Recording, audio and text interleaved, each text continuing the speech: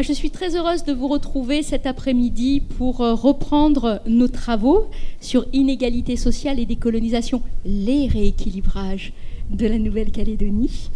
Et parmi les questions qui nous importent, c'est maintenant, après cette entame théorique, parce qu'il faut toujours commencer par poser un cadre théorique et le contexte, il nous faut aller du passé au présent pour ensuite voir demain les inégalités sociales, donc les rééquilibrages contre les inégalités sociales.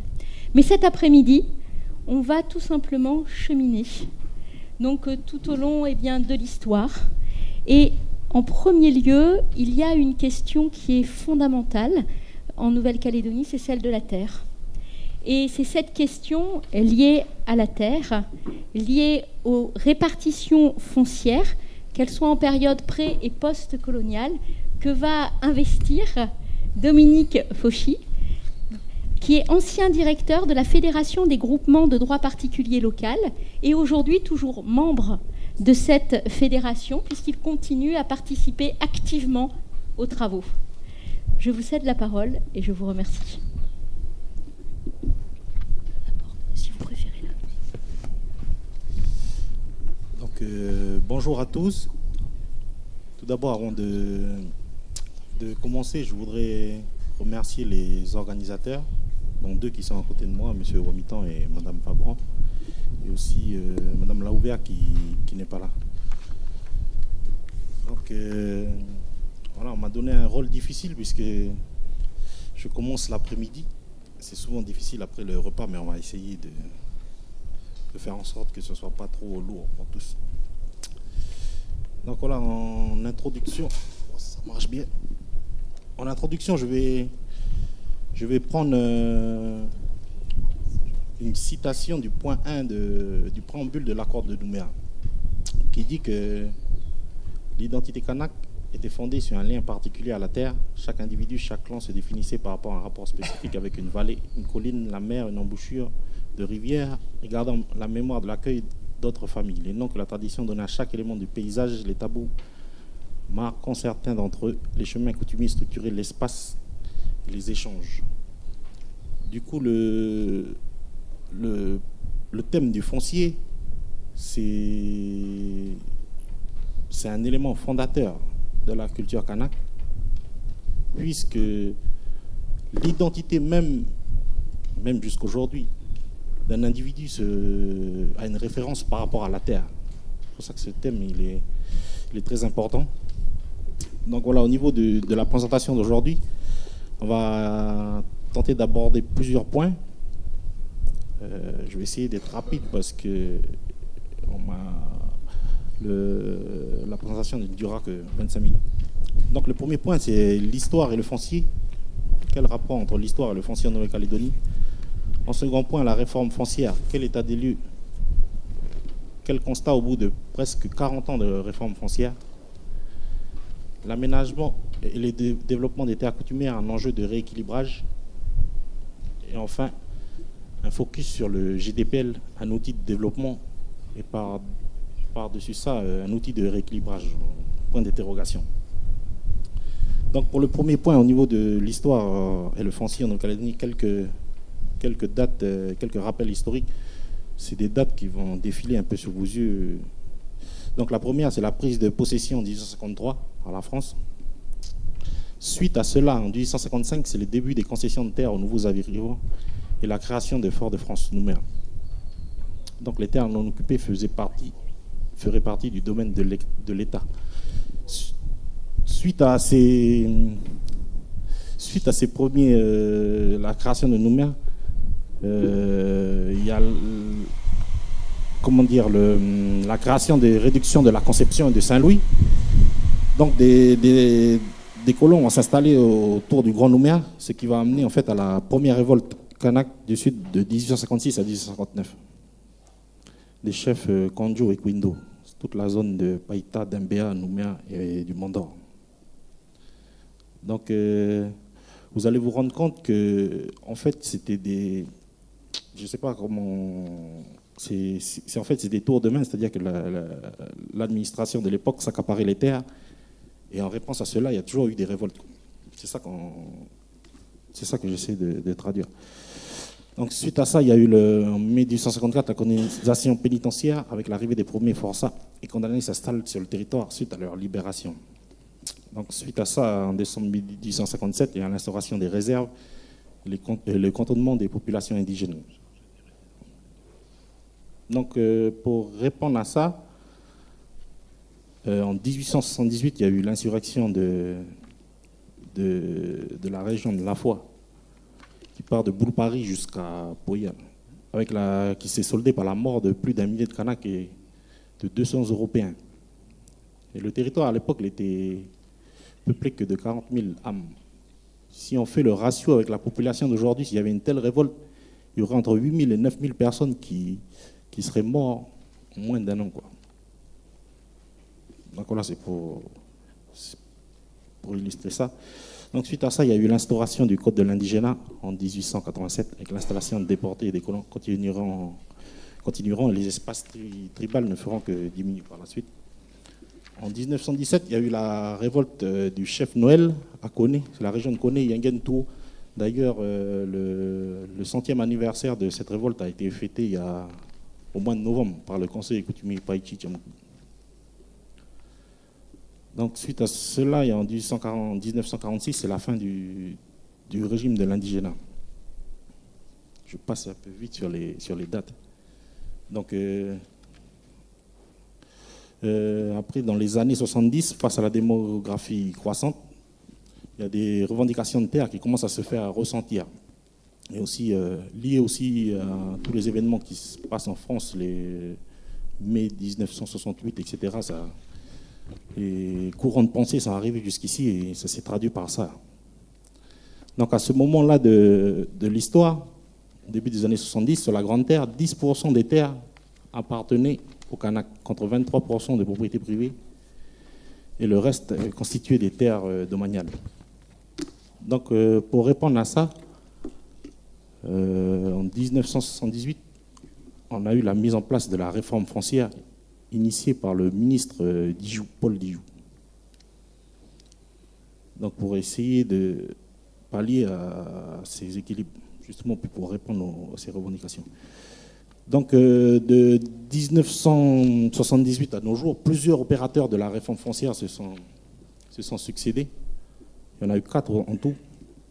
Le territoire de 1878 à 82, qui faisait des attributions en agrandissement de réserve aux tribus, quoi. Et suite à ça, on a eu l'Office foncier, établissement public d'État de 82 à 90 avec des attributions aux clans. Ensuite, la draft établissement public territorial a été mise en place et les attributions se faisaient à titre privé et aussi à des GDPL. À partir de l'accord de Nouméa, la DRAF devient un établissement public d'État et l'attribution se fait uniquement au GDPL. Donc voilà pour la partie historique. Donc aujourd'hui, quel est le régime foncier actuellement en vigueur, résultat de toutes ces périodes historiques?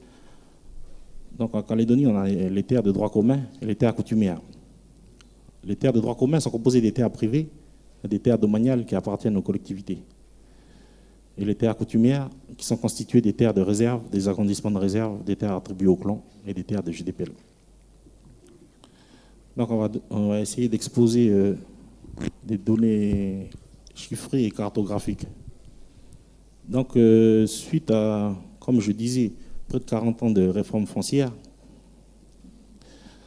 donc là sous vos yeux vous avez une carte de la Nouvelle-Calédonie avec tous les différents types de terres. Donc en couleur orange, ce sont les terres coutumières, en vert, ce sont les propriétés privées, en gris, les terres domaniales, le stock à draft en jaune, et les terres des provinces en bleu, des communes et des provinces. Donc en termes de superficie, là je ne vois pas bien sur mon PowerPoint. En termes de superficie, c'est pas grave. Vous voyez, en tout cas, les parts que représentent sur le territoire les différents types de terres aujourd'hui, c'est qu'on a 27% des terres qui sont constituées des terres coutumières. Je vais me lever pour vous donner les chiffres, parce que comme je ne vois pas bien sur l'ordinateur, c'est pas mieux. Donc 27% de terres coutumières, la Nouvelle-Calédonie 47% des terres, ça c'est sur l'ensemble du territoire. Les terrains privés 15%, l'État 0,4, etc., etc. Si on prend en compte juste la grande terre, aujourd'hui les terres coutumières représentent 19% des terres, les terrains privés 18%, et le reste c'est les terres domaniales. Donc voilà pour cette partie-là. Pour la suite, on va se rendre compte que la disparité des terres coutumières, en fait, elles sont réparties de manière inégale sur tout le territoire. 50% des terres coutumières se trouvent en province nord, 38% en province des îles et 12% en province sud. 60 500 hectares pour la province sud, 238 000 hectares pour la province nord et 188 000 hectares 900 pour les îles Loyauté. Peut-être que ces chiffres ont évolué parce que les données datent un peu de 2012, mais pas de grands changements. Donc, tout à l'heure, on a vu tous les différents types de terres coutumières. Donc là, on va voir en fait les terres de réserve en bleu, les agrandissements de réserve en bleu plus clair, les attributions claniques en bleu plus clair, les attributions GDPL, les stocks à draft.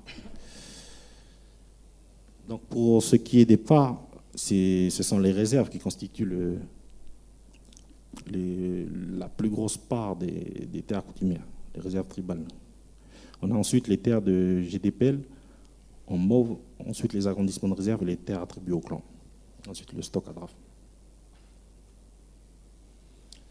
Donc aujourd'hui, au niveau de la réforme foncière, quel bilan, quel constat on peut en tirer après près de 40 ans, ça fait 39 ans exactement. C'est que le premier point, c'est que les équilibres en termes de superficie ont été atteints. Tout à l'heure, je vais vous donner les chiffres que en 1970, 10%, le territoire était composé de 10% de terres coutumières, 23% de terres privées, propriétés privées et le reste en terres domaniales.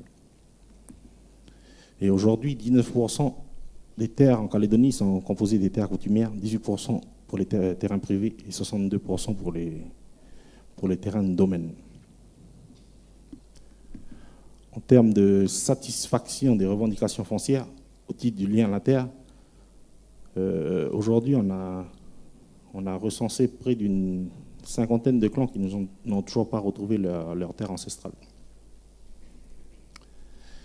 Et ça, on a aussi des questionnements sur la qualité des terres qui ont été attribuées au niveau des pentes de l'inondabilité des forêts, notamment pour ce qui est de la mise en valeur. Il y a une étude qui a été menée par la fédération de JDPL. C'est dommage que le président ne puisse pas être là pour pouvoir exposer un peu plus en détail les résultats de cette étude. Donc sur tous ces constats, la question c'est quelle forme peut-on donner aujourd'hui au transfert effectif de la DRAF à la Nouvelle-Calédonie en prenant en compte toutes les choses qui ont été dites, quoi. Et ça, je n'ai pas la réponse, quoi. La décision, elle est politique, mais c'est juste de retracer un peu tous les points de vue des différents acteurs. Donc voilà, un autre point du constat, c'est au niveau de la réforme foncière. Et le deuxième point, c'est en termes de développement et d'aménagement de ces terres coutumières. Aujourd'hui, même si on peut saluer toutes les initiatives des différents acteurs qui œuvrent dans le domaine, et même s'il y a des activités économiques qui se passent sur terre coutumière, il y a encore beaucoup de choses à faire, quoi. Et ça, on va l'aborder dans la suite de l'exposé. Donc voilà pour cette partie constat.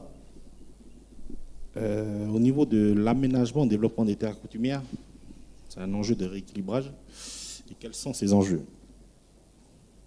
Le premier enjeu, c'est que la création d'activités et l'implantation d'infrastructures limite l'exode rural et fixe les populations sur place. L'autre point, c'est que l'aménagement de ces zones freine le développement d'installations sans cohérence et trop dispersées. L'autre point, c'est que ces terres sont non soumises à l'inflation, car elles sont régies par les 4 I. Elles sont insaisissables, incommutables, incessibles et inaliénables. Donc c'est un enjeu. L'autre point, c'est que c'est un enjeu de rééquilibrage, notamment pour le nord et les îles, là où il y a le plus de terres coutumières. Mais aussi parce que la superficie que représentent les terres coutumières constitue une opportunité pour certaines communes isolées, notamment celles de la côte est qui n'ont pas accès à beaucoup de foncier. Donc tout à l'heure, je faisais le constat que peu de terres étaient développées, peu de terres coutumières étaient développées, de manière globale, quoi. Mais il y a quand même des enjeux, quoi. Il y a quand même des enjeux et dans la suite, on va voir, peut-être tenter d'expliquer pourquoi. Pourquoi ce constat. Donc voilà. Donc par la suite, on va essayer de balayer un peu tous les acteurs qui œuvrent pour le développement de terres coutumières en Nouvelle-Calédonie et qui ont des compétences différentes. Tout d'abord, il y a la DRAF, qui a le rôle de la réforme foncière, enfin la mission de réforme foncière sur la Grande Terre, et qui accompagne techniquement la mise en place de projets sur terres coutumières. Ensuite, on a le gouvernement avec les ODEP, le Fonds de garantie sur terres coutumières. Les ODEP, c'est repris sur le principe des zones franches en métropole où il y a des avantages fiscaux à s'installer sur ces zones pour les entreprises et les sociétés, etc. Ensuite, le fonds de garantie, ça a été mis en place parce que par le fait du régime des 4 I, des terres coutumières, les banques ne peuvent pas saisir la terre si le projet fait faillite, quoi. Du coup, le fonds de garantie a été créé justement pour garantir aux banques le fait couvrir un peu les risques, quoi. Donc on a aussi les provinces qui ont les compétences de développement économique et d'aménagement du territoire, les communes aussi. On a aussi le Sénat coutumier, la Fédération de GDPL qui ont un rôle dans l'échange d'expériences, la mutualisation des moyens, des acteurs de terrain, quoi, et la mise en réseau des acteurs de terrain. Donc les provinces et les communes, ils agissent dans le cadre de leurs compétences. Donc le constat, c'est qu'il y a beaucoup d'acteurs, beaucoup de dispositifs, mais ça c'est mon avis, il faudrait quelque chose qui vienne chapeauter un peu le tout, puis une réelle volonté d'aller dans ce sens-là. Donc voilà pour cette partie. Pour la dernière partie de l'exposé, c'est le GDPL, outil de développement des terres coutumières et outil de rééquilibrage. Le GDPL, c'est une structure juridique qui n'existe qu'en Nouvelle-Calédonie, qui a été créée par ordonnance d'État en 1982 pour concilier justement le développement économique et la coutume. Elle a été utilisée comme structure tampon à partir de 1989 aux accords de Nouméa, dans le cadre des rétrocessions de terres. Mais c'était des récessions de terres à titre privé. Donc, en 1998, avec l'accord de Nouméa, les terres coutumières, les terres de GDPL plutôt, ils intègrent en fait font partie intégrante des terres coutumières, au même titre que les terres de réserve et les autres terres.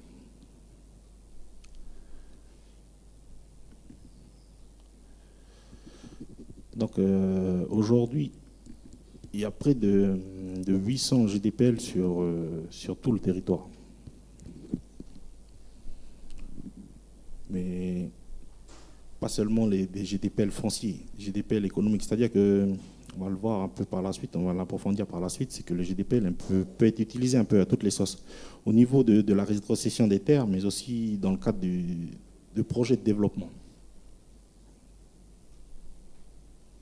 Et un autre point aussi à souligner, c'est que par rapport au GDPL, en 1998, elle a été reconnue comme étant une terre coutumière, faisant partie intégrante des terres coutumières. Les autres terres coutumières, les terres de réserve, ce sont les terres de tribus. Et les instances dirigeantes, c'est les chefferies de structures coutumières. Pour les terres de clan, les structures coutumières référentes, c'est le clan, structure coutumière. Pour le GDPL,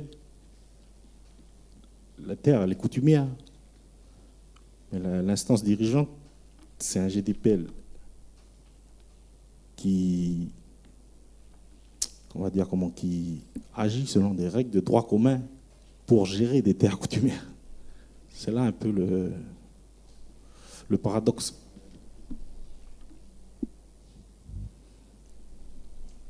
Donc on va continuer avec un état des lieux des GDPL. Ce que je vous disais tout à l'heure, c'est que selon l'ISEE, aujourd'hui, il y a plus de 800 GDPL qui ont été créés pour des objets différents, quoi.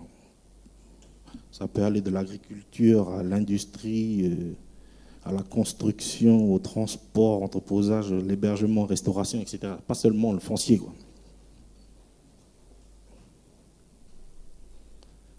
Donc, pour ce qui est du GDPL, on va essayer, on va développer un peu les avantages du statut juridique du GDPL. Pourquoi parler, je reviens un peu, pourquoi parler du GDPL? Parce que le GDPL a été créé pour développer les terres coutumières. C'est un outil de rééquilibrage. Et là, en fait, on est en train de voir un peu ses avantages et ses inconvénients. Donc, l'avantage du GDPL, c'est qu'il y a une souplesse d'organisation et il peut s'adapter à tout type de situation. Organisation coutumière et pour les activités aussi. Ça peut très bien représenter un clan, une tribu, même un regroupement de tribus, un district, même une famille, quoi. Et ça peut faire toutes les activités. Là, c'est ouvert, comme vous avez pu voir dans le tableau d'avant. Donc, il y a une facilité de modalité de création. C'est-à-dire qu'aujourd'hui, tous dans la salle, là, si je sors un formulaire de GDPL, on peut créer un GDPL. Et ça va passer, quoi.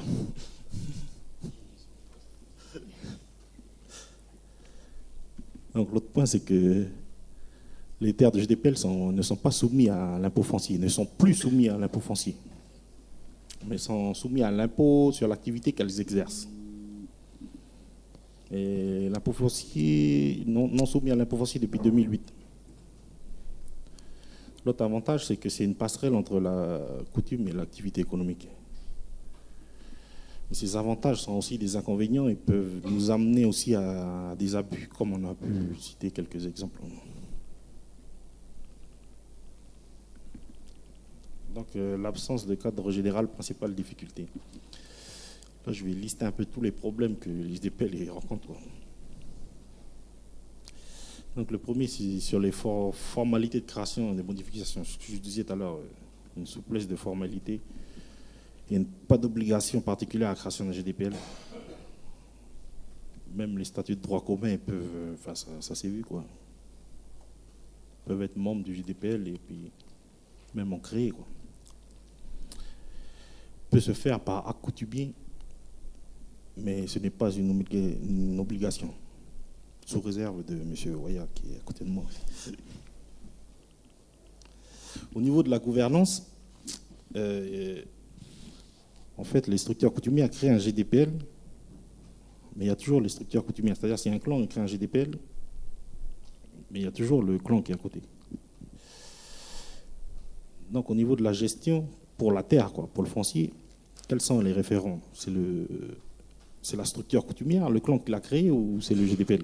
Donc, on arrive à des difficultés de gestion. C'est un exemple qu'on peut citer, quoi.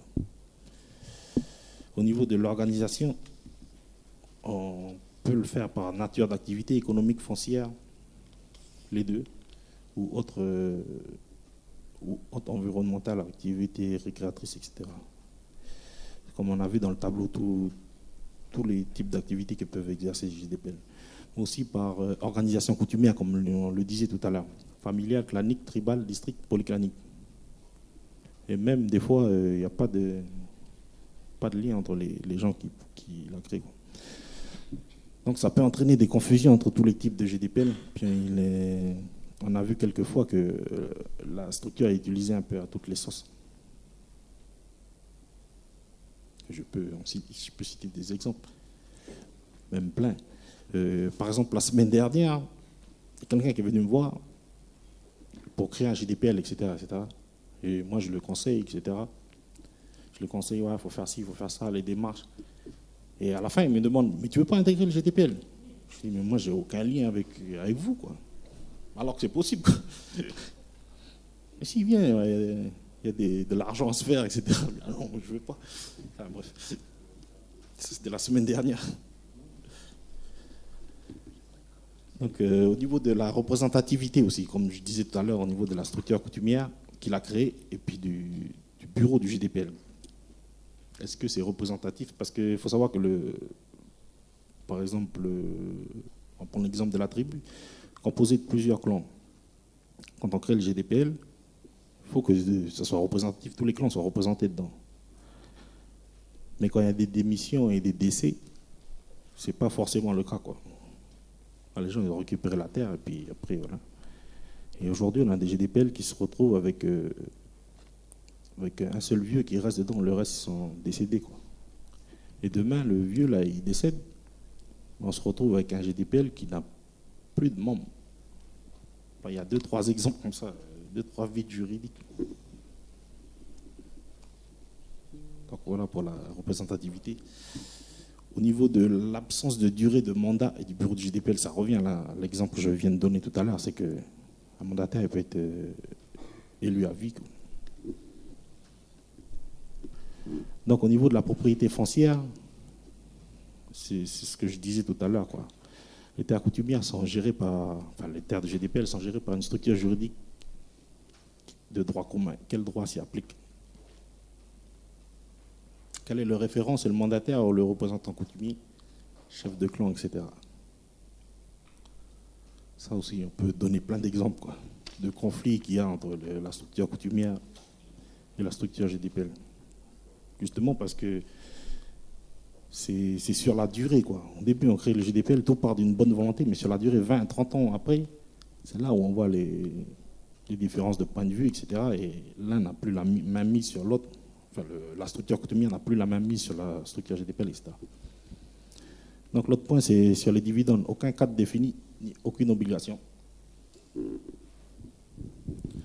Donc au niveau de la responsabilité, aujourd'hui, le patrimoine du GDPL répond aux engagements. Si cela ne suffit pas, la responsabilité incombe au seul mandataire. Donc au niveau de la structure GDPL, on a quelques propositions. C'est de la nécessité de légiférer sur le sujet. Nécessité aussi de réunir tous les acteurs, soit de la Nouvelle-Calédonie, les institutions, etc. Pour justement créer un cadre pour aménager les terres coutumières, notamment les règles d'urbanisme, etc., etc. On peut citer par exemple les problèmes d'inondation, etc., qu'il y a sur terre coutumière. Du fait qu'il n'y a pas les règles d'urbanisme ne s'appliquent pas dessus, ben, les gens s'installent un peu, on ne va pas dire n'importe où, mais il n'y a pas de prévention des risques, quoi. C'est un peu ce qui s'est passé l'année dernière à Wailou, etc. Mais il y a d'autres exemples aussi à Tio. Donc voilà, en conclusion, je dirais que l'aménagement et le développement des terres coutumières constitue un enjeu majeur du fait de la superficie, 27% de la surface du pays, qu'il y a des activités qui s'y passent, que des actions se font au niveau des institutions, mais c'est, on va dire que c'est des actions, chacun selon ses compétences, quoi. Beaucoup de choses restent à régler, notamment en ce qui concerne la réglementation, le statut du GDPL, les schémas d'urbanisme et la sécurisation du foncier coutumier. Voilà, je vous remercie.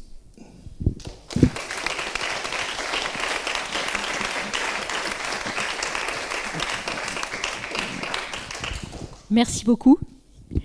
Alors la coutume et l'organisation sociale kanak, elle est identité et culture. Une identité et une culture dont on a bien compris et entendu comme elle est intimement liée à la terre.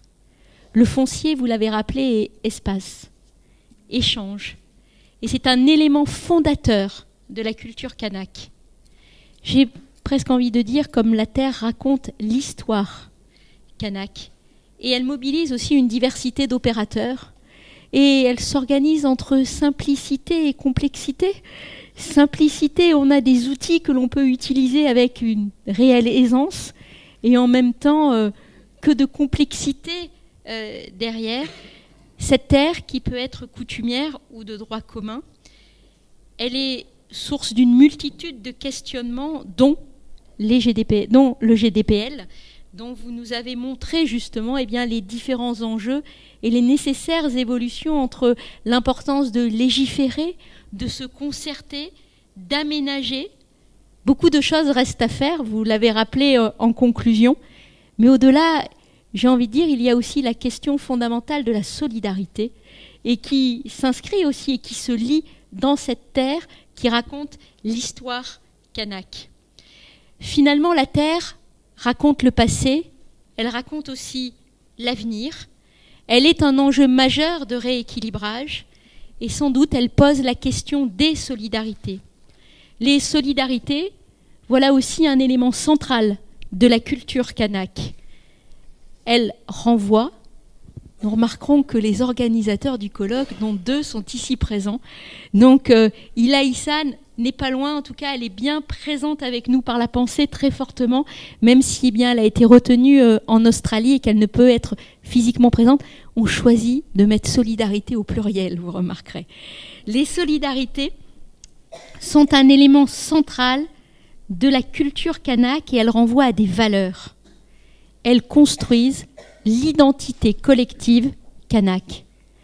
Alors, comment ces solidarités ont évolué de la société traditionnelle à la société moderne? Que faut-il penser des inflexions? Quelles conséquences pour la société kanak et la culture kanak? Eh bien, c'est ce que nous allons partager avec Léon Wamitan et avec Alex Toura. C'est une communication à 2 voix qu'il vous propose. Léon Wamitan est docteur en droit public avec, dans la salle, 2 personnes qui comptent par rapport donc à un docteur en droit public. Donc il est docteur en droit public et 2 personnes qui comptent.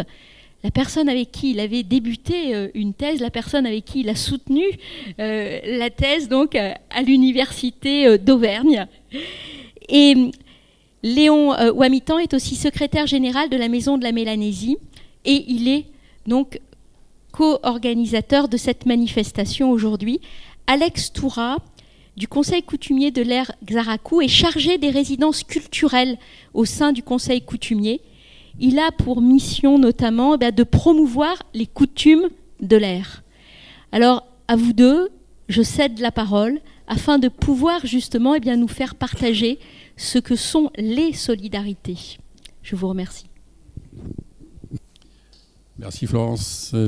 Bonjour à tous. Le sujet n'est pas très facile, puisque le thème du colloque, c'est rééquilibrage social et décolonisation. Et on nous demande, à Alex et moi, de traiter les solidarités en société traditionnelle et en société moderne. Des termes quelque peu contradictoires. En tout état de cause, on a relevé le défi et c'est ce qu'on propose de vous présenter cet après-midi. Et j'espère, en tous les cas, on espère que ça va être animé, puisque Dominique disait que c'était un peu, après le repas, c'était pas trop vivant, mais on va essayer de rendre en tout cas l'exposé vivant. En tout état de cause, pour ce qui concerne donc, notre contribution, elle va s'articuler autour de 3 axes. Le premier axe va être de contextualiser le sujet, puisqu'on ne peut pas parler de société traditionnelle et de société moderne sans évoquer la colonisation, et notamment le droit de la colonisation. Le deuxième sujet va donc concerner, la deuxième partie va donc concerner le socle commun que peut constituer les solidarités en société moderne et en société traditionnelle. Et enfin, la troisième partie, les limites. Florence vous a précisé le format de l'exposé. Donc je présenterai en quelque sorte la théorie. La théorie avant de laisser la parole au jeune Alex Toura. Alex Toura qui est donc chargé de mission de l'aire Khintu. Pour ceux qui ne connaissent pas, l'aire Khintu, c'est tout de suite après l'aire Djoubéa, et qui regroupe les communes de Boulpari, Thio, dont est originaire Alex Toura, Kanala, Kouawa et Lafoi. Voilà un peu dans quel format se présente l'exposé. Donc avant de commencer de présenter la note qui a été rédigée par nos soins, on ne peut pas parler de société traditionnelle et de société moderne sans évoquer ce que le droit de la colonisation a pu en faire de cette société traditionnelle. Dominique Fauchy a bien évalué l'impact du droit de la colonisation en matière foncière sur les terres kanak, notamment autour de Nouméa. Je laisse entre parenthèses, sans vraiment la laisser entre parenthèses, les terres coutumières intégrales que sont celles des îles Loyauté, puisque, comme vous le savez, les îles Loyauté, notamment le Djéou, a été colonisé qu'en 1864. Pour ce qui est de la colonisation de Marais, c'est 1876. Donc des colonisations qui interviennent beaucoup plus tard que celles de la Nouvelle-Calédonie en 1853, comme vous le savez. Ce qui fait que cet ensemble d'éléments a entraîné pour la société traditionnelle des conséquences. Des conséquences avec le corpus normatif, l'ensemble des règles qui a été pris pour justement encadrer la société kanak. Je vais bien sûr parler ici des premiers textes qui ont été pris en matière foncière dès 1853, tout de suite après en 1856, autour de Nouméa. Je vais également parler de la création de la tribu en 1867. Je vais également parler de la création des districts et des grandes chefferies en 1898. Je veux parler aussi du cantonnement aussi qui est intervenu tout de suite après, avec le régime de l'indigénat, pour arriver à 1946. Alors pourquoi cet exposé historique que c'est vrai qu'il peut être un peu connu un peu de tout le monde, mais on est obligé, enfin, en tout cas on s'est senti obligé de le présenter, pour voir comment a évolué la coutume kanak. Puisque pour nous, les solidarités, c'est d'abord les coutumes. Coutume lors d'un mariage, coutume lors d'un décès. Les gens viennent en solidarité, on appelle ça la coutume, mais c'est d'abord des solidarités. Il faut aussi souligner, aussi, à partir des aspects historiques que je viens de développer, la capacité de résilience des solidarités, notamment des sociétés traditionnelles, face aux différentes sociétés modernes qui ont pu être à la rencontre de cette société traditionnelle, puisque la société moderne, est-ce qu'on peut considérer que la société de 1853 était aussi moderne que la société de 1946 ou de 1998 pour parler de la période des accords de Nouméa? Je ne crois pas. Mais en tout état de cause, la société traditionnelle kanak n'a pas évolué. C'est donc cette capacité de résilience qu'il faut ici théoriser. Enfin, théoriser, c'était peut-être un grand mot, en tout cas, apporter quelques concepts, quelques éléments de précision pour mieux comprendre comment on a pu résister et surtout comment on a pu s'adapter. Donc ça va être l'objet un peu de la note là, qui va être donc moins orale, mais plus que je vais lire. Donc pour aborder le sujet, il nous faut d'abord qualifier les termes de solidarité que nous pouvons trouver et définir de manière générale les termes de société traditionnelle et les termes de société moderne. La société traditionnelle, va selon Émile Durkheim, est une société à solidarité mécanique, par opposition à la société moderne. Dans ce type de société, les personnes vivent en communauté, à l'instar de la communauté kanak, et elles se forment dans le collectif. La solidarité que nous allons retrouver dans les sociétés de cette nature vont donc avoir pour source les traditions qui en ressortent. S'agissant de la société moderne, ou encore société industrielle, l'individu est au centre du dispositif social, puisque ce modèle tend à le valoriser, parfois et souvent au détriment du collectif. Dans ce contexte, la société traditionnelle kanak, qui voit ses composantes dans ces deux bandes, a-t-elle encore une place, notamment par rapport à la solidarité qu'elle connaît depuis la nuit des temps?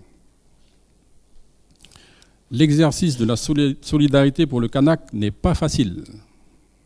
En effet, en plus de celle qu'il doit et perpétue vis-à-vis de sa propre société, il est aussi un obligé de la société moderne, où il est soumis, comme tous les citoyens, aux politiques publiques en matière sociale et fiscale.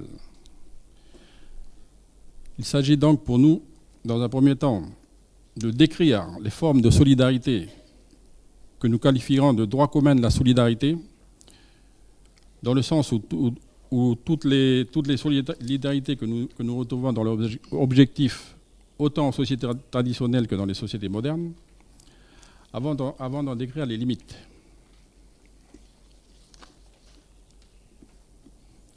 Les formes de solidarité en droit commun et en société traditionnelle et en société moderne, un socle commun.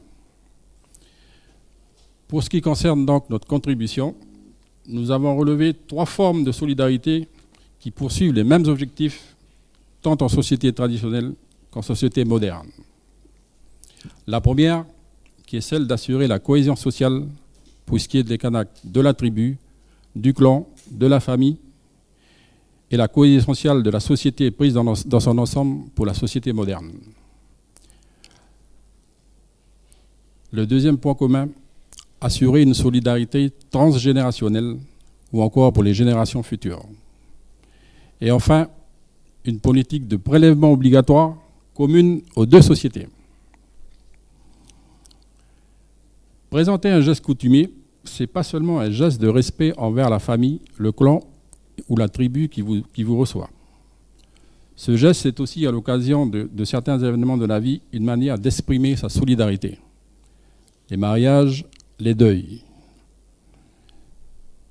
Alex Toura détaillera ces événements, notamment les coutumes qui sont faites un peu plus tard dans l'exposé.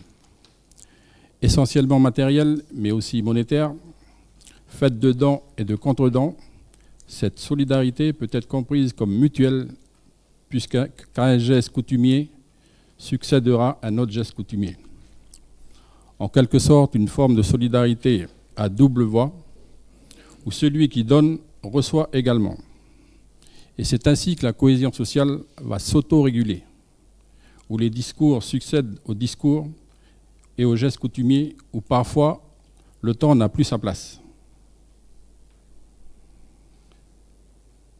Comme diraient certains vieux de la Grande Terre et des îles Loyauté, le meilleur remède pour guérir des conflits, c'est encore le temps. C'est au cours de ces mêmes cérémonies coutumières que nous pouvons observer ce qui peut s'apparenter à une sorte de solidarité transgénérationnelle, puisque les gestes de solidarité sont aussi accompagnés de discours coutumiers. Ces discours coutumiers rappelleront les raisons de la présence d'un clan à un événement, un mariage, un décès qui peuvent lier à des alliances ancestrales qui remontent pour certains à la nuit des temps. Ces discours placeront chaque clan dans son rôle et dans sa fonction par rapport à une chefferie, un clan ou une tribu, si bien que l'événement lui-même peut passer au second plan. Dans ce contexte, la volonté de transmettre aux générations l'histoire des clans et des liens qui les unissent est très claire. Aussi, les similitudes avec la volonté de transmettre aux générations futures un environnement préservé que nous rencontrons dans la solidarité transgénérationnelle issue de la société moderne est ici très marquée. S'agissant enfin des prélèvements obligatoires pour plus de solidarité, ils trouvent aussi son pendant dans les sociétés traditionnelles. Ainsi, ces prélèvements peuvent être assimilés dans la société traditionnelle à la part obligatoire due par tout membre pour la réalisation de projets d'intérêt tribal, clanique ou tout simplement familial. Certes, la comparaison peut paraître osée, puisque dans la société traditionnelle kanak, rien n'oblige, en même temps que tout oblige, car la crainte d'un effet boomerang de la coutume n'est jamais éloignée. Bien entendu, nous ne pouvons pas affirmer que les sociétés traditionnelles et les sociétés modernes sont du point de vue des solidarités similaires. Car s'il existe bien un socle commun, des limites existent.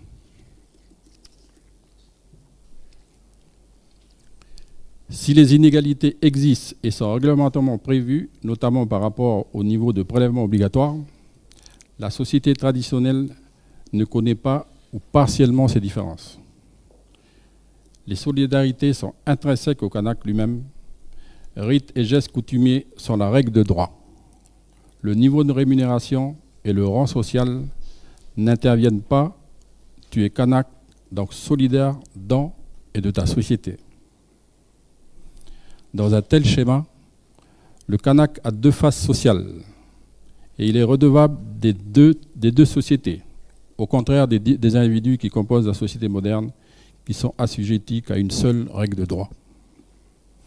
De ce fait, dans ce monde moderne, le Kanak relève des mêmes règles sans pour autant qu'il ne se soustrait à ses obligations coutumières. En d'autres termes, les solidarités auxquelles il est tenu dans la société moderne, pour lesquelles il reste un obligé comme un bénéficiaire, ne l'empêchent nullement de vivre sa condition de Kanak, même s'il n'en tire aucun avantage. L'analyse des mécanismes de solidarité démontre que les sociétés traditionnelles survivent et perpétuent leur solidarité sans règles astreignantes, mis à part le poids et la force de la coutume. Mais il faut pourtant constater ici que les politiques publiques ne semblent pas donner toute leur place à ces traditions de solidarité. Ces traitements différents vont faire naître des inégalités pour le Kanak par rapport à la sphère sociale où il évolue. Paradoxalement, au nom d'une inégalité de traitement, des obstacles juridiques vont être opposés à la prise en compte de la solidarité en milieu Kanak, à peine élevés au rang de solidarité subsidiaire dans les politiques publiques. Or, pour nous, cette inégalité institutionnalisée semble porter en elle-même les racines de l'inégalité, ne serait-ce que d'un point de vue fiscal. Ainsi, en société moderne, si le dispositif fiscal semble répondre à une solidarité qualifiée de solidarité subsidiaire, car faite de dons aux associations ou à divers organismes d'utilité publique, tel n'est pas le cas du redevable Kanak, solidaire dans sa volonté de vivre et faire perpétuer ses traditions ancestrales. Enfin, pour conclure, je dirais que les mécanismes de solidarité sont pour nous un baromètre. Ce n'est pas le seul de la manière dont le législateur étatique, au sens large du terme, intègre, absorbe ou nivelle une société traditionnelle dans une société dite moderne. Pour ce qui est des solidarités de la société traditionnelle Kanak, elles sont pour nous tout aussi légitimes que n'importe quel autre système de solidarité, car le déni des traditions constitue en lui-même une inégalité. Merci de m'avoir écouté. Donc, je vais tout de suite donner la parole à Alex Toua pour illustrer un peu l'exposé que je viens de nous faire. Merci.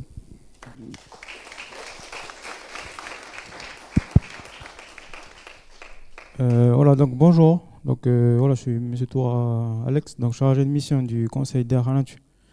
Voilà, déjà pour commencer, je voudrais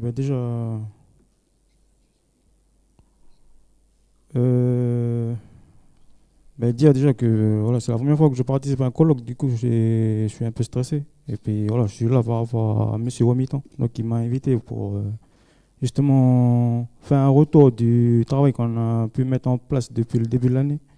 Donc du côté de l'Air Hanatu, donc qui se trouve dans la région centre du pays. Donc c'était la mise en place des résidences culturelles au niveau du district.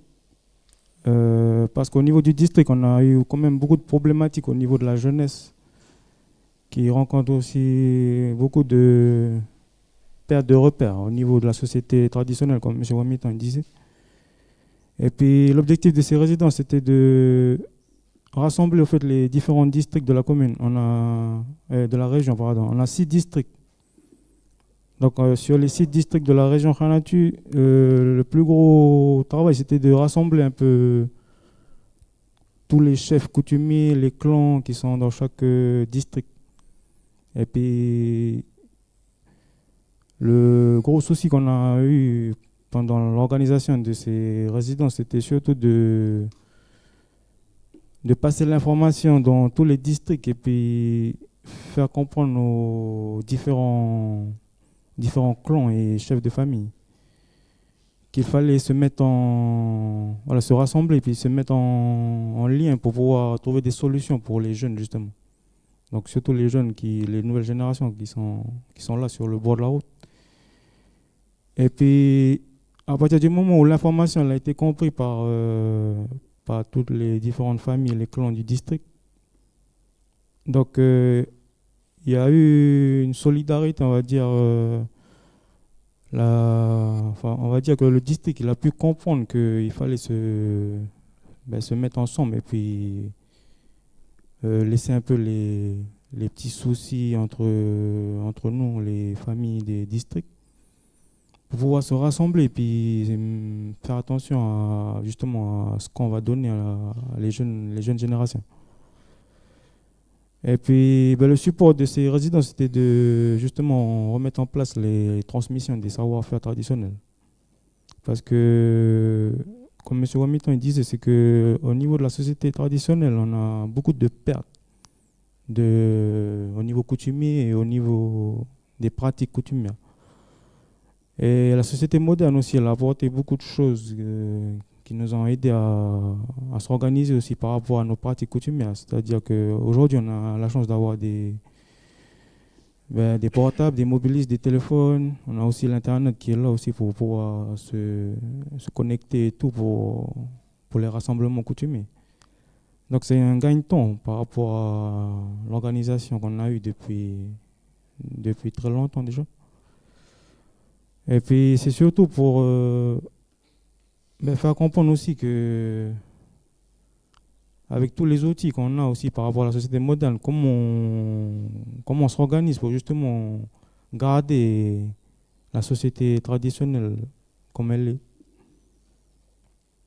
Et puis à travers tout ça, c'est que une fois que l'information elle est passée, que tous les différentes familles et les clans ont pu comprendre le travail que l'air voulait mettre en place. Donc le travail s'est fait comme si c'était une cérémonie coutumière. Donc là, en fait, on était sur la programmation et l'organisation d'une résidence culturelle coutumière. Donc sur ces résidences, c'était surtout de sensibiliser les jeunes générations et puis les anciennes générations justement pour remettre un peu sur la table les différents sujets où on fait face justement par rapport à la problématique qu'on rencontre avec les jeunes. Et puis c'était surtout aussi de profiter de l'ancienne génération, c'est-à-dire toutes les générations de nos grands-pères et grands-mères, justement, pour qu'ils puissent transmettre les derniers savoir-faire pour que nous, justement, les jeunes générations Kanak, les jeunes Kanak, qu'on puisse avoir des bons supports pour pouvoir s'adapter à la société moderne, en fait. Et puis c'est justement là où on a pu trouver la solution par rapport à le rassemblement des différents districts. Donc les vieux, ils ont pu mettre de côté les petits soucis familiaux qu'on a eu au niveau des districts et tout. Et puis on a pu se mettre ensemble pour pouvoir mettre en place ces résidences dans différents districts. Donc après, il y a eu les gestes coutumiers qui ont été faits. Donc c'était les mêmes procédures qu'on faisait si c'était pour un deuil ou un mariage. Donc chaque district s'est organisé pour pouvoir se rassembler. Et ils ont pu décider des lieux, des différents jours de programmation et tout. Et puis se mettre ensemble pour pouvoir discuter justement des différentes problématiques qu'on rencontrait par rapport à chaque secteur de la région. Et puis à partir de là, tout s'est passé par le chemin coutumier. Donc au niveau de là, on a pu informer les chefs de district, les présidents de district qui ont pu redescendre l'information dans les tribus, et puis de là, ça c'est le chemin coutumier, il a fait son travail. Donc c'est pour faire un lien un peu entre l'organisation qu'on a aussi au niveau de la société traditionnelle. Donc on a mis en place une résidence. Donc une résidence culturelle, c'est comme organiser un festival, c'est une animation, on va dire, moderne. Mais nous avons utilisé le chemin coutumier pour pouvoir mettre en place cette résidence. Donc au niveau de la solidarité, voilà, on peut dire que la solidarité, au niveau de la société moderne et traditionnelle, on s'est retrouvé un peu, on a utilisé un peu les deux, comment je vais dire, ça j'ai pas les mots. Et puis par rapport à la cohésion sociale, en fait au niveau de la société traditionnelle, on a des soucis au niveau de nos sociétés. Mais quand il s'agit de mettre en place des choses pour tout le public, je veux dire la société, on peut, je sais pas comment je vais dire, on peut passer le cap de nos relations en fait. On peut oublier les soucis qu'on a entre nous en fait, au niveau de nos relations. Ça veut dire que la cohésion, elle est là, c'est juste qu'il faut, voilà, il faut passer les soucis. Et puis au niveau des pratiques coutumières, c'est vrai que c'est une grosse organisation qu'on a au niveau de notre société traditionnelle parce que il faut quand même rassembler tout le clan. Et puis il faut savoir que dans un clan, le clan il peut aller de 10 personnes à 200 personnes. Donc du coup, il faut que l'information il passe dans tous les chefs de famille dans le clan. Et puis que l'information il puisse bien passer pour que personne soit oublié en fait. Parce qu'il suffit qu'un père de famille ne soit pas mis au courant et puis voilà, la relation elle peut être délicate justement pour le chemin coutumier à faire. Et puis pour ça c'est assez compliqué de pouvoir faire les chemins coutumiers, surtout quand on doit rassembler pour de grandes cérémonies coutumières, donc surtout au niveau des mariages. Et puis là aussi, au niveau des mariages, on a aussi une forme de solidarité. Donc c'est arrivé avec, par rapport à la société moderne. Donc c'est surtout concernant les dons financiers. Donc il faut savoir que dans le temps, il n'y avait pas la monnaie d'aujourd'hui. Et puis qu'aujourd'hui, on a quand même beaucoup de dépenses par rapport à l'organisation pour une cérémonie coutumière. Donc nous, du côté par exemple, je prends l'exemple pour nous sur Tio. Si nous avons un mariage ou un deuil par rapport à nos liens familiaux sur la province Nord, on est obligé de se concerter déjà là dans les minutes qui suivent, même si on doit terminer le travail ce soir à 18h ou à 20h. Donc je me dois de rentrer à la maison ce soir et de prendre mes responsabilités en tant que soit chef de famille ou chef coutumier. Même si je suis épuisé, je suis fatigué, je viens de terminer ma journée de travail. On a un droit en tant que Kanak. Donc ce droit, tout dépend de la responsabilité qu'on a. Même qu'on soit jeune ou vieux, on se doit d'apporter nos dons. Donc nos dons, que ce soit alimentaires ou financiers, pour le rassemblement avec toutes les autres familles qu'on aura. Et puis si demain on doit se retrouver pour justement le mariage doit se faire demain ou dans la semaine qui suit, on se doit de faire tout ça avant un délai précis. Et c'est là où on voit que la solidarité, au niveau de la société traditionnelle, elle est importante parce que on fait le choix de laisser l'engagement au niveau professionnel, donc de la société moderne, pour faire l'effort d'aller se retrouver au niveau coutumier et de s'organiser le lendemain même ou dans les jours qui suivent pour pouvoir se déplacer et puis monter dans la province Nord ou soit sur la province des îles. Et puis s'il faudra justement s'organiser au niveau financier, et bien là aussi il faudra faire des dons. Donc au niveau de ce sujet-là aussi, on on fait le don. Donc c'est une forme de solidarité qu'on est capable de mettre en place. Donc au niveau des familles, il faut savoir aussi que on a une façon de s'organiser aussi au niveau familial. C'est-à-dire que moi, j'ai des frères et sœurs. C'est un exemple. Hein. Donc, si entre moi et mes frères, par exemple, si j'ai 2 frères, moi, je ne travaille pas, je suis à la tribu. Donc, nos parents, ils vont nous éduquer dans ce sens que celui qui est à la maison, si c'est son choix de ne pas travailler, c'est son choix, on le respecte. Mais à la tribu, on a aussi notre travail à faire.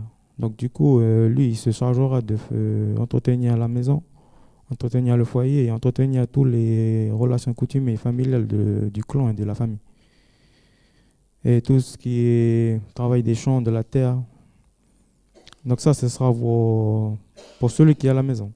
Pour celui qui a pu trouver un travail et puis qui a fait le choix de travailler, de gagner sa vie par rapport à une position professionnelle, pendant les rassemblements coutumiers, lui, il se chargera d'emmener des dons financiers. C'est-à-dire que tout ce qui sera dons alimentaires, que ce soit, voilà, ça sera partie à lui. Donc s'il y aura des billets à mettre sur la coutume, ça sera la partie du frère qui travaille. Et puis pour celui qui est à la maison, qui entretient, lui, c'est son travail, ça sera de mettre en place le geste coutumier. Et il va apporter aussi tout ce qu'il a pu récolter dans les champs. Donc c'est-à-dire l'igname, le taro, tout ce qui provient du travail de la terre.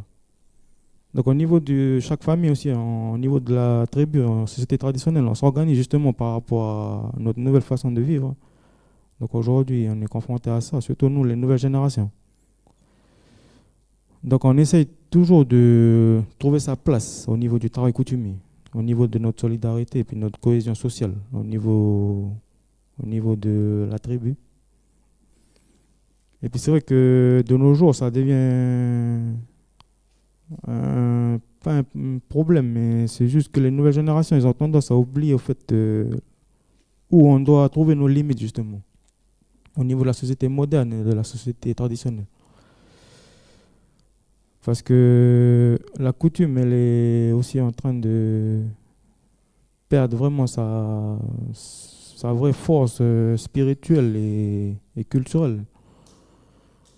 Et du coup, on a aussi la société moderne qui est là. On est toujours en train de dépenser beaucoup d'argent pour la coutume. Et puis dans un autre côté, le côté traditionnel, on est en train aussi de la perdre. Donc c'est vrai qu'au niveau de la solidarité, voilà,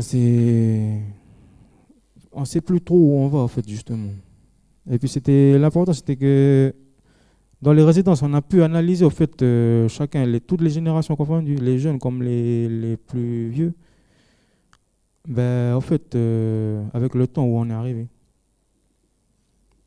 Donc ça, c'était par rapport à la cohésion sociale. Donc du coup, voilà, on fait l'effort de donner notre temps malgré nos engagements professionnels. Et on fait l'effort aussi de sortir de l'argent. Donc l'argent qu'on a gagné par rapport au travail. Donc même si c'est notre argent personnel, on se doit de participer. On se doit de participer pour le travail coutumier de la famille, du clan. Et puis voilà, c'est pas vraiment une obligation, mais c'est comme ça. Ça a été l'éducation qu'on a eue. Donc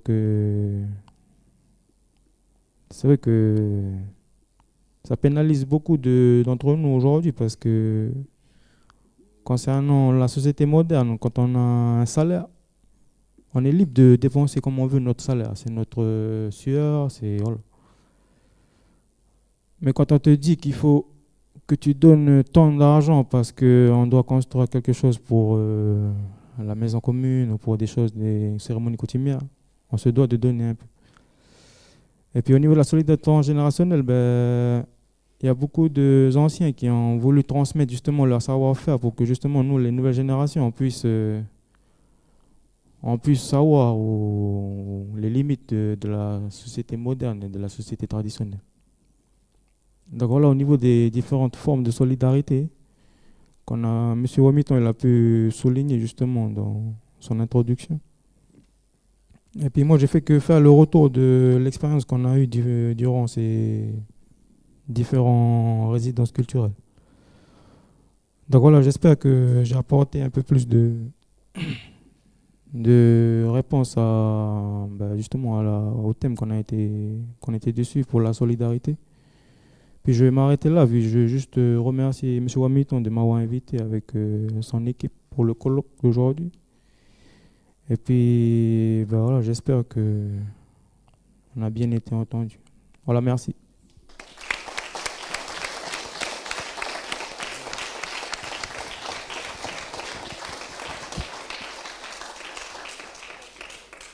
Merci beaucoup à tous les deux.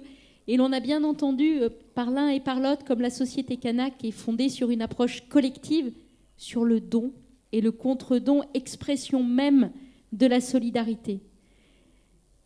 Également, ce qui ressort de l'ensemble de ce que vous nous avez présenté, c'est en quoi l'exercice de la solidarité et des solidarités n'est pas aisé, alors que la personne Canaque est en permanence confrontée entre la société traditionnelle et la société moderne. À la fois actrice de la société traditionnelle, elle est aussi obligée de la société moderne. Rien n'oblige et tout oblige. J'ai entendu, et toujours cette crainte finalement de l'effet boomerang de la coutume, mais l'objet final n'est finalement rien d'autre que l'harmonie.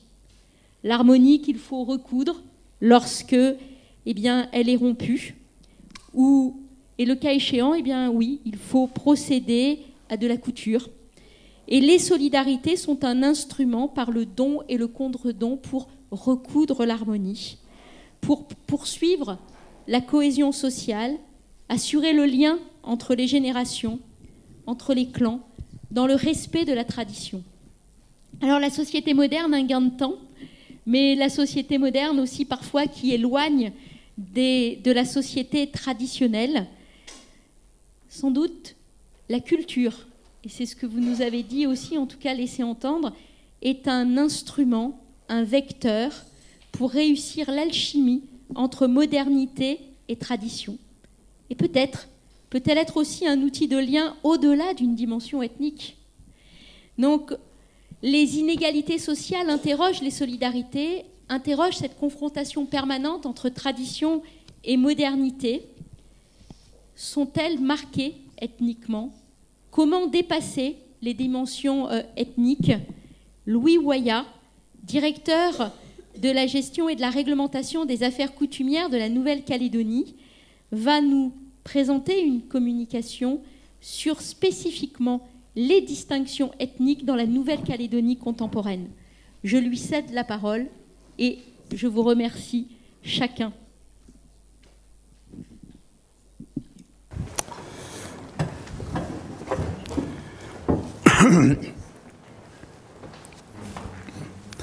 Merci Florence. Micro. Donc merci Florence, merci également Léon de la confiance qu'ils m'ont apportée. Donc il est vrai que quand on lit le sujet, enfin en tout cas d'abord le thème du colloque inégalité sociale et décolonisation, les rééquilibrages à la Nouvelle-Calédonie, à l'approche de la fin de l'année, on avait un peu envie de se reposer le cerveau. Et quand on lit ça, ça a été l'effet inverse. Et le sujet qu'on m'a demandé de traiter, c'est inégalité sociale et distinction ethnique dans la Nouvelle-Calédonie contemporaine. Donc c'est mon cadeau de Noël, si vous voulez. Donc, dans le cadre de ma fonction, donc ce que je vais essayer en quelques minutes, c'est de vous parler des réponses qu'on a essayé d'apporter, donc à travers la direction des affaires coutumières, pour essayer d'apporter des solutions justement à ces inégalités sociales. Donc on a des programmes d'intervention, je vais essayer de vous les lister. On a des programmes d'intervention donc en milieu tribal, et c'est le constat résultant de la mise en place de ces programmes qui m'amène à une réflexion et que je vais vous la livrer dans quelques secondes.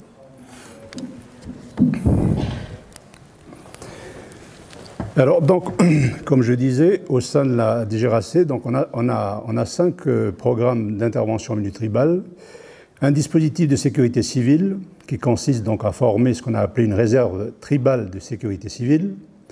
On s'est inspiré de une loi de 2004 en métropole. Hein, en métropole, c'est pas la réserve tribale, c'est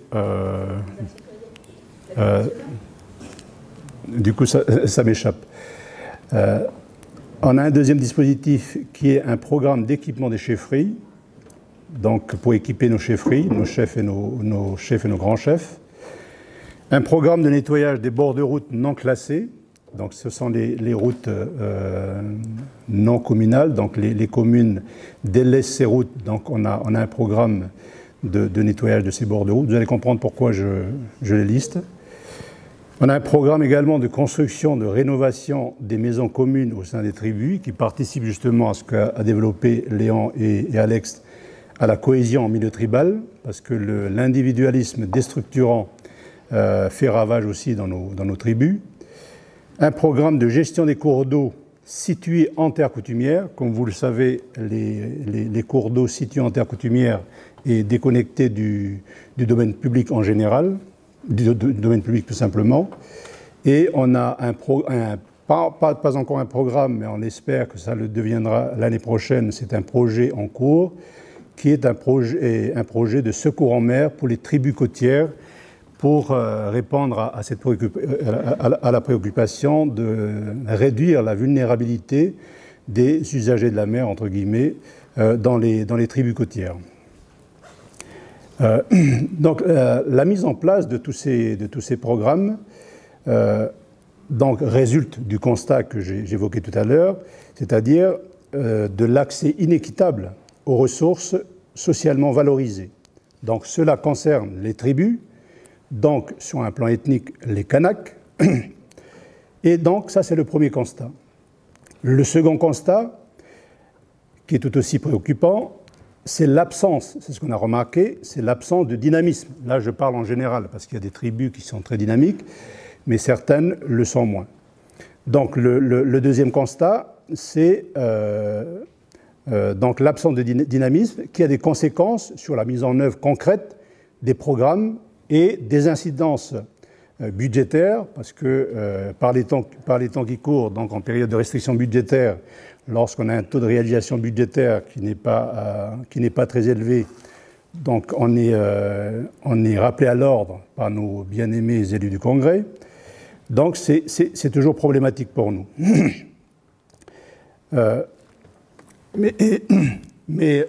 Donc ça, ce sont des constats. Mais après, il y a un paradoxe. Le paradoxe, il est le suivant, c'est qu'en même temps qu'il y a un besoin, parce qu'on on est rarement dans nos bureaux, donc on se rend dans les tribus pour voir les besoins. Donc il y a un réel besoin qui est exprimé par la population, mais lorsqu'on essaie de mettre en place des programmes, eh bien on observe qu'il y a un manque de dynamisme. Et là où il y a une vraie dynamique, eh bien on remarque, on constate que les programmes se mettent en place de façon, j'allais dire, quasi fluidement. Mais ça, j'allais dire, c'est pas partout comme ça. Pour vous donner un exemple concret, il y a un mois de cela, donc on s'est rendu dans des tribus qui sont loin de Nouméa, donc on a présenté tous nos programmes d'intervention milieu tribal, et les autorités coutumières nous disent « mais c'est très bien, nous ça nous intéresse ». Et donc, il a été surpris quand je lui ai dit bah, « Écoutez, ça fait 3 ans qu'on attend des documents, puisqu'on a déjà eu des retours de cette tribu même, mais on attend toujours des documents et ça faisait 3 ans. » Donc, l'autorité coutumière était surprise. Simplement pour dire qu'il y a ce manque de dynamisme. Et donc, ma réflexion va, j'allais dire, s'orienter sur ça. C'est-à-dire qu'on a essayé de réfléchir au-delà de pas plus tard qu'hier, donc le programme d'intervention, le dispositif de sécurité civile, donc pas plus tard qu'hier, donc on a eu une réunion avec la Croix-Rouge pour la poursuite donc, du dispositif l'année prochaine. Et donc on a évoqué ce manque de dynamisme et Donc on essaie de trouver des solutions concrètes. C'est une chose. Mais comme je disais tout à l'heure, la réflexion, j'allais dire, je vais tenter en tout cas, d'apporter une réflexion qui va au-delà, c'est-à-dire comment on répond à ce manque de dynamisme.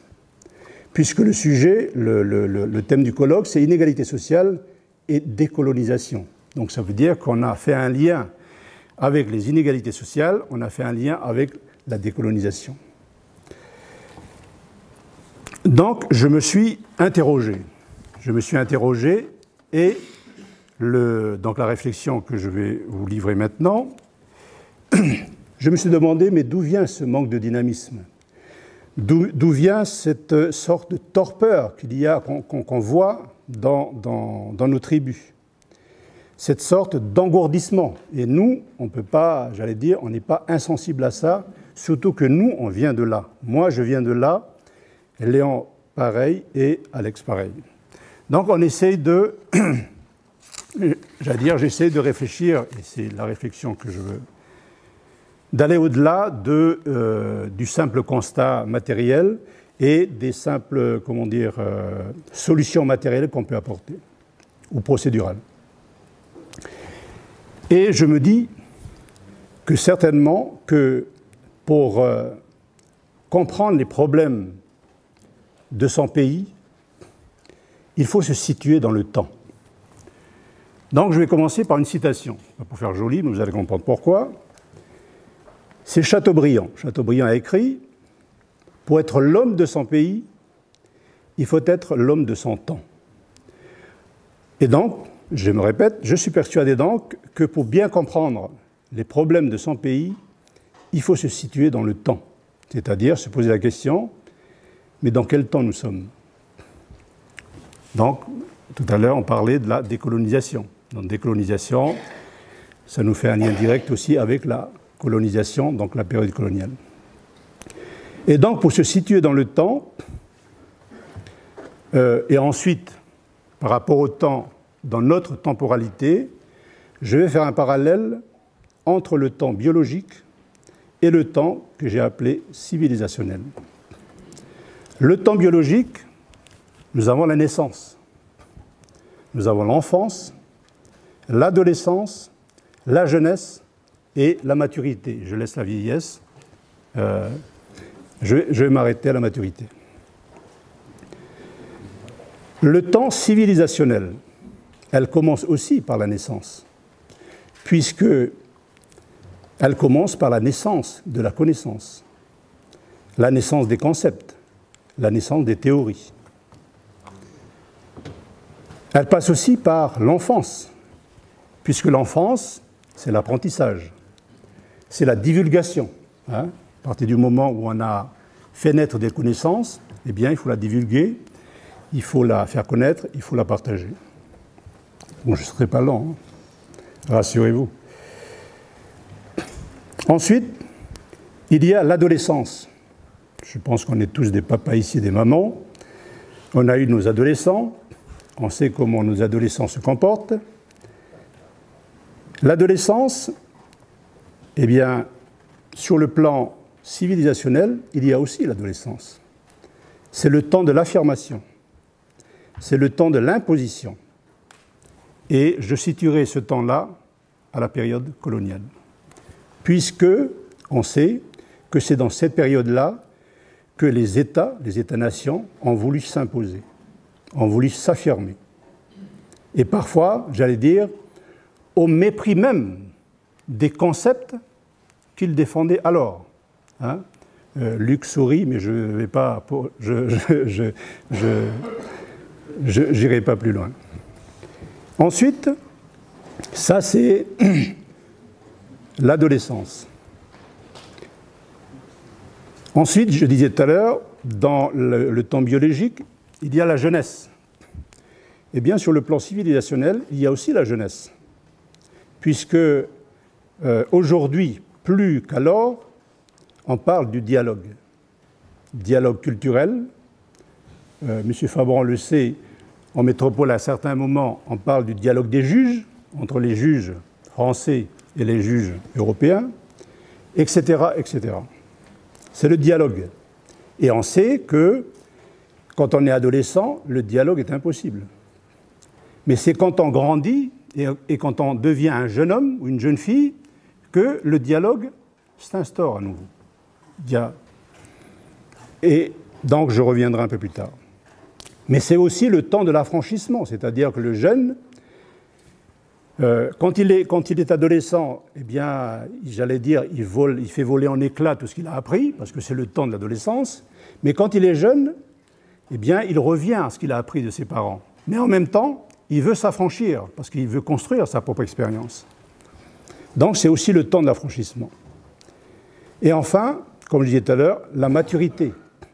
Sur le plan civilisationnel, on n'en est pas là, en tout cas ça c'est mon avis, c'est le temps de la maturité politique. On a un exemple qui va dans ce sens, c'est le rapprochement des États-nations pour construire un projet commun. Je vais parler ici de l'Union européenne, on en dira un mot peut-être. Donc voilà, c'est, comme je disais tout à l'heure, pour bien comprendre les problèmes de son pays, il faut bien se situer dans le temps. Maintenant, quelle est notre temporalité dans tous ces moments, dans tous ces temps? Quelle est notre temporalité? Mais ça, j'allais dire, je vous livre mon avis, c'est mon ressenti. Hein? Chacun son ressenti, mais en tout cas, le mien, je vais là. Pour moi, la temporalité, c'est-à-dire, si on doit répondre à la question suivante, quel temps nous sommes? Pour moi, nous sommes au temps de la jeunesse. Nous sommes au temps de la jeunesse et nous tendons vers la maturité. Comme je disais tout à l'heure, on n'a jamais autant parlé du dialogue culturel, dialogue comme disait tout à l'heure, le dialogue culturel, dialogue des juges, etc. Enfin, il y a plusieurs, mais en tout cas, on en est là. On parle aussi du relativisme culturel, c'est-à-dire qu'il y a un moment donné, c'est la domination culturelle, et on parle aujourd'hui du relativisme culturel. Donc ça, c'est la temporalité. Donc nous sommes en tout cas, comme ça, nous sommes dans cette période-là, période de la jeunesse. Je ne sais pas si vous l'avez lu, mais en 2011, il y a eu je crois c'était la première fois qu'il y a eu une enquête de cette dimension, une enquête planétaire sur la jeunesse du monde. Et quand on lit donc cette enquête, il en ressort au moins quelque chose. C'est que les jeunes disent « le pays déçoit, mais l'époque console ». Donc ça veut dire, en tout cas, c'est comme ça que je l'interprète, c'est qu'on a le sentiment que les jeunes se disent « mais je suis content de vivre à une telle époque ». Mais j'ai l'impression que, et c'est la critique donc, envers les politiques, c'est que les politiques qui sont mises en place, les projets politiques, eh bien, je ne m'y retrouve pas. J'ai du mal à m'insérer. Vous allez comprendre où je veux en venir. Donc nous sommes au temps de la jeunesse. Mais comme je disais tout à l'heure, et c'est pour ça que je fais le lien avec la thématique du colloque, c'est-à-dire inégalité sociale et décolonisation, pour moi, cette temporalité-là, c'est-à-dire la jeunesse, n'est qu'un processus dans le processus civilisationnel. C'est-à-dire que si on se déconnecte du reste, c'est-à-dire que si on ne va pas jusqu'à la naissance, eh bien, on va se priver des réflexions, on va se priver de certaines connaissances, on n'ira pas jusqu'au bout. Et je dis ça parce que, M. Fabran le sait, et tout le monde le sait ici, on est dans une période, j'allais dire, de grande réflexion pour la suite de nos institutions, puisque normalement on a une consultation référendaire prévue l'année prochaine. Et je livre simplement ma réflexion. Moi, ma conviction, c'est que la Nouvelle-Calédonie constitue un phénomène, mais un phénomène au sens philosophique. et que la société kanak, puisqu'on parlait tout à l'heure des inégalités sociales, et ça ne nous a pas échappé quand je parlais des programmes qu'on met en place dans les tribus, c'est parce qu'il y a une réelle inégalité sociale que nous, on constate dans les tribus. Quand j'ai préparé ce sujet-là, bon, j'ai regardé, j'ai lu les bouquins de Marie Saloun sur l'école inégale, etc.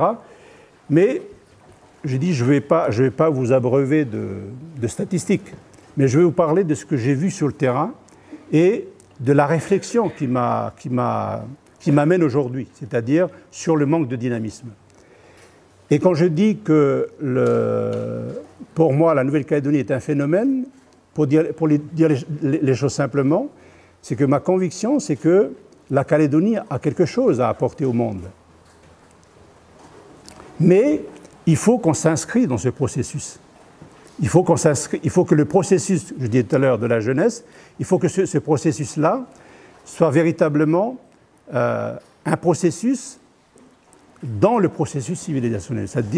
Mais j'allais dire, c'est un concept, puisque avant, il y a dans l'évolution des processus que je vous ai indiqués sur le temps, eh bien, on est arrivé à la création des États-nations. Aujourd'hui, dans le processus qui nous occupe aujourd'hui, je ne sais pas quel concept politique on va définir. Est-ce que ça sera encore une nation? Est-ce que ça sera autre chose? Mais en tout cas, pour moi, la solution, c'est qu'on doit s'inscrire dans un processus civilisationnel. Voilà. Et je vais finir là, je ne vais pas m'étendre parce que je n'aurai pas le temps mais en tout cas, c'est simplement la réflexion par rapport à ce que je disais tout à l'heure, c'est que nous, ça nous préoccupe de voir qu'en même temps qu'il y a des besoins dans les tribus, on a enfin, c'est pas l'impression, c'est qu'il y a une manque de dynamique, mais cette manque de dynamique, ça va au-delà. Ça va au-delà j'allais dire, de la culture kanak. Non, ça va bien au-delà. Voilà. Et donc c'est pour ça que j'essaye de réfléchir un peu plus loin. Et je pense que, vous l'avez compris, je pense que, et d'ailleurs ça a été un peu les observations qui ont été faites par les conseillers d'État qui ont produit une étude en disant que la solution, de toute façon, pour la Calédonie, ça ne sera pas un copier-coller. Voilà. Il faut qu'on sorte des sentiers battus. Et je vais finir simplement, puisqu'on est ici c'est pour ça que je vous dis, je ne m'étendrai pas, j'abuserai pas de votre patience. Mais comme on est au centre culturel Chibaou, et ici, il nous arrive souvent de raconter des histoires, donc je vais vous raconter une histoire. Simplement pour vous dire qu'il faut vraiment qu'on sorte des sentiers battus.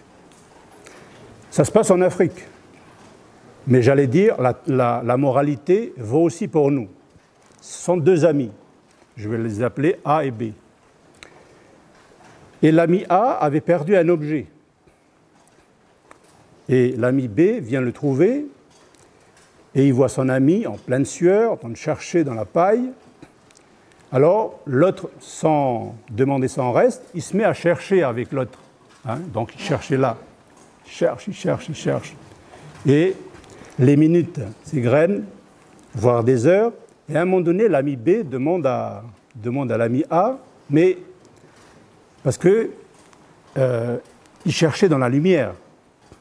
Et donc, il demande à son ami, mais tu es sûr que tu l'as perdu là? Et il dit non, je l'ai perdu dans le noir. Mais pourquoi tu le cherches là? Mais parce qu'il y a de la lumière. Cela nous apprend une chose, c'est qu'on est souvent, on se limite souvent, on reste là, à la lumière des concepts. Mais on sait pertinemment que la solution se trouve dans le noir, comme l'objet du petit. Mais comme on a peur de sortir des sentiers battus, parce que intellectuellement c'est rassurant, donc du coup on cherche à la lumière. Voilà, merci.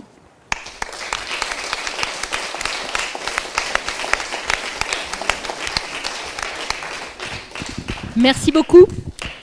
Face à l'accès inéquitable aux ressources sociales valorisées, comme vous le rappeliez, un ensemble de programmes, de projets sont mis en place.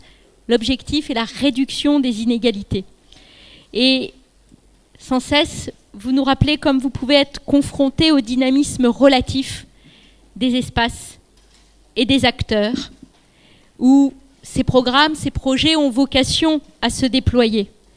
Alors comment répondre à un dynamisme, donc quand celui-ci peut être, enfin plutôt à un manque de dynamisme quand celui-ci peut être patent? Vous nous avez parlé de torpeur, d'engourdissement, mais j'ai bien entendu que si nous acceptons de sortir des sentiers battus, tout est permis. Et donc, alors, ensemble, collectivement, eh bien, on peut peut-être essayer justement de réfléchir dans le noir, donc pour retrouver de la lumière là où nous ne croyons pas en trouver. En tout cas, je vous remercie beaucoup pour nous inviter à sortir des sentiers battus. Et eh bien, ayons le courage d'aller au-delà des sentiers battus. Donc, c'est Sénèque qui disait « Ce n'est pas parce que les choses sont difficiles que nous n'osons pas, c'est parce que nous n'osons pas qu'elles sont difficiles. » Et je vous invite, en tout cas, à oser aller de l'autre côté de la porte afin de pouvoir vous restaurer et prendre de la vigueur, donc pour eh bien, la dernière partie de cette journée. Merci à tous et merci à chacun des intervenants de cet après-midi.